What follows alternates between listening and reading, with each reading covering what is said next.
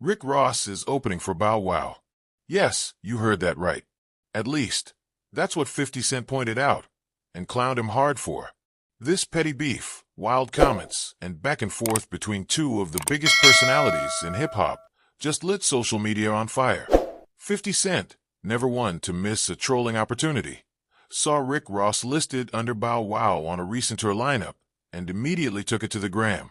His caption said it all. Nobody noticed this fool's opening for Bow Wow. 30K a show ninja trying to sell wings and his car show tickets. That post didn't just hit, it exploded. The internet couldn't believe it. The idea that Rick Ross, the so-called boss, was opening for someone who people still associate with like Mike, sent shockwaves through the culture. Now let's be real, most artists would dream of that kind of bag. But when you're Rick Ross, the guy who once rapped about Aston Martins and luxury like it was breathing, being seen as the opener instead of the headliner, that's fuel for 50's fire.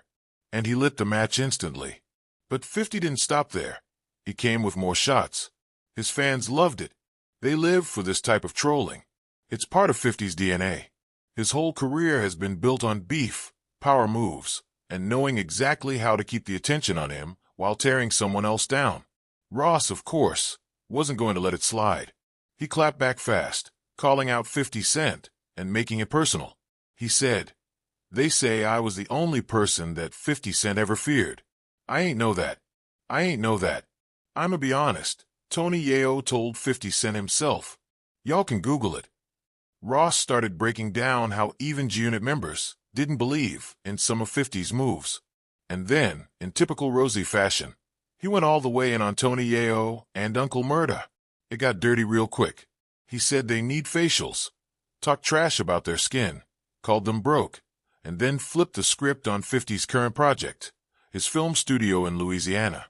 Ross dragged it, clowning 50 for struggling to get his G-Unit studios off the ground. He said, "You thought you was going to be able to do it. You thought you was going to be able to get them loans, and it ain't." He even mocked 50's tribute plans for his mother, saying he wanted to put her on the Walk of Fame, but didn't have the funding to make it happen. The words were wild, disrespectful, and personal. Ross made it clear, this ain't just playful beef. This is real animosity. And then, out of nowhere, he took a weird jab at Uncle Murda, someone who hasn't really been involved in the beef. "Shout out to Uncle Murda," Ross said before flipping the energy and dissing him. "Ross would never say this to Murda's face," said fans across the internet. And that's true. If you know anything about Murda, you know he's not the type to play with. Nobody could really figure out why Ross took a swipe at him, especially when Murda didn't say anything to begin with. Fans started calling it desperate. Ross seemed pressed, like 50 had gotten under his skin. And maybe he did. That's what 50 does. He trolls. He hits you where it hurts, and then he sits back and watches the meltdown. Because here's the thing. 50 Cent is in a league of his own when it comes to strategic trolling. This isn't random. It's targeted. It's planned. And it's always backed by his success. It's hard to call someone broke when they've got multiple hit TV shows, a successful tour, and a Vegas residency. 50 doesn't need to prove he's rich. He is rich. People try to call him washed, but the truth is 50's been winning in silence. While Ross is busy flexing lemon pepper wings and car shows, 50's over here turning gritty crime stories into primetime gold. Power, Raising Cannon, BMF, Force, his shows are everywhere. And they don't flop. He's running TV like he used to run the charts. Ross calling him broke feels like the weakest angle he could have taken. Nobody believes 50 is broke.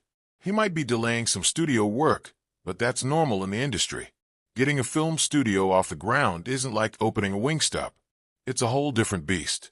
Ross also made things weirdly personal when he talked about 50 leaving his last girlfriend because of something they said had to do with me.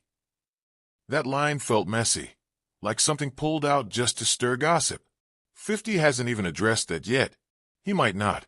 Or he might wait until he has a bigger audience, like when he's accepting an award or dropping a new show. That's how he moves. Calculated. The part about Ross saying 50's knees buckled when he stood next to Big Meech? Come on. Now it's fantasy land. 50 helped bring Meech's life story to TV with BMF. He's not afraid of Meech. he's profiting off his legend. Ross saying that is just trying to flip the power dynamic that clearly isn't in his favor. And yet, despite all the shots, all the roasting, all the ugly talk, the truth is, this beef is entertainment. It's hip-hop doing what hip-hop does. The streets love drama. The fans love a good war of words. And nobody does it better than 50 Cent.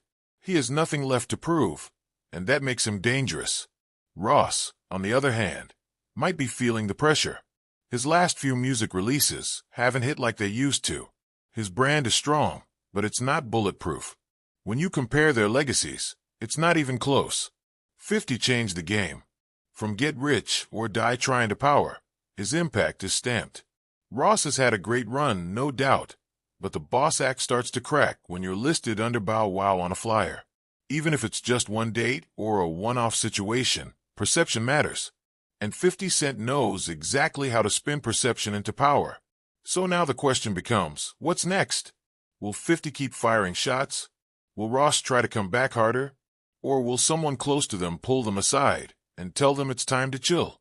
Unlikely. If anything, this beef could evolve into something bigger. A diss track, a TV skit, a full-on documentary? You never know with these two.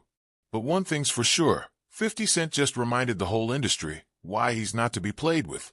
Every time someone tries to challenge him, he finds a way to turn it into momentum.